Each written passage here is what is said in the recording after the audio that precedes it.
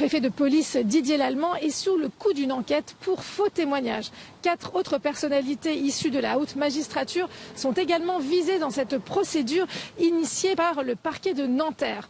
En cause de faux témoignages lors de la commission d'enquête parlementaire sur l'indépendance de la justice présidée par le député insoumis Ugo Bernalicis. En septembre, il avait saisi le procureur de la République de Paris pour de supposés parjures. En effet, toutes les personnalités qui s'expriment devant les commissions parlementaires prêtent serment.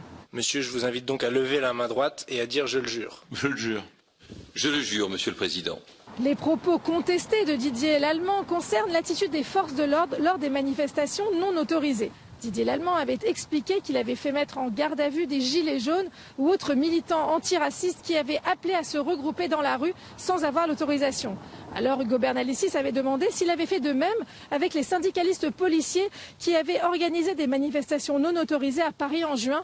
Voici la réponse de Didier Lallemand. Pour vous, il n'y a pas de sujet sur les manifestations appelées par les organisations syndicales quand elles ne sont pas déclarées ou je pense notamment aux manifestations des policiers récemment, la nuit, depuis 3 nuits de suite, devant les institutions. Je n'ai pas trouvé les organisateurs. Il n'était pourtant pas très difficile de les identifier dans le cortège. Pour Rémi Heitz, les propos litigieux concernent une note intitulée « Permanence Gilets jaunes » contenant des instructions qu'aurait données le procureur. Elle conseillait de ne pas lever la garde à vue pour certains manifestants avant la fin de la mobilisation. À l'époque, le syndicat national de la magistrature avait dénoncé une atteinte aux libertés individuelles et un détournement de la garde à vue. Voici ce qu'explique Rémi Heitz. Je vais vous répondre très clairement sur cette note. Déjà, vous observerez que cette note, personne ne l'a vue.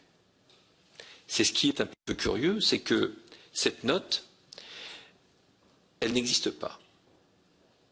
Pour être clair, le procureur de la République de Paris n'a pas signé une note avec des instructions à ses collègues en leur disant de faire telle ou telle chose. Non.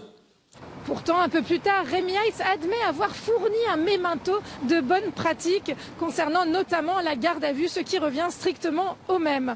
Et puis, 3 autres hautes personnalités de la magistrature ont été signalées par Ugo Bernalicis, cette fois-ci dans le cadre de l'affaire Fillon. Mais voyons ce que pense le député du Nord insoumis de cette enquête. C'est une bonne nouvelle en soi qu'une enquête soit ouverte. Alors, elle sera à charge et à décharge, ce ne sera pas qu'elle sera l'issue, et à la limite, peu importe l'issue. L'objectif pour le parlementaire que je suis, le président de commission d'enquête que j'étais, sur les obstacles à l'indépendance du pouvoir judiciaire, c'est qu'on prenne au sérieux la représentation nationale, l'Assemblée nationale, ce qu'est une commission d'enquête. Parce que si on peut venir devant une commission d'enquête, mentir, et repartir comme si de rien n'était, enfin tout ça ne sert plus à rien. On est quand même la représentation nationale. Il existe un précédent récent. Alexandre Benalla, l'ancien monsieur sécurité d'Emmanuel Macron, s'était exprimé devant une commission sénatoriale. Eh bien, les parlementaires avaient estimé qu'il avait peut-être tenu des propos mensongers, donc ils l'avaient signalé. Pour cela, il pouvait risquer jusqu'à 5 ans de prison et 75 000 € d'amende. Mais finalement, le parquet de Paris avait décidé de classer l'affaire sans suite. Est-ce que le parquet de Nanterre, où est dépaysée l'affaire, sera moins clément ?